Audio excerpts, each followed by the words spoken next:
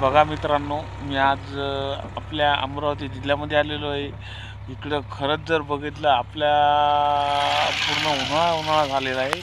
इकडं म्हणजे पूर्ण शेती अशी म्हणजे पूर्ण क्लिअर करत चालली.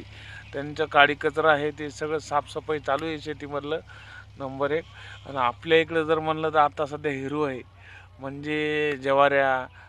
काही आता समजा गहू काढले होते, ज्वाऱ्या राहिल्यात. बऱ्याच शेतीतले कामं भरपूर राहिलेले आहेत आणि इकडं आता सगळे कामं होत चालले तर म्हणजे इकडं बिलकुल अडचण नाही. माझी गाडी घेऊन आलेलो आहे इकडं तर अमरावती देवाजवळ.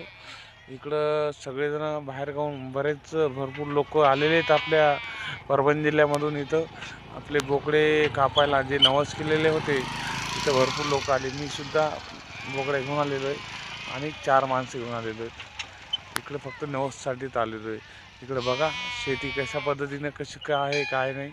आणि इकडं खूप वातावरण असं म्हणजे आता ऊन इथून पुढं 1 घंट्यात पडायला होईल.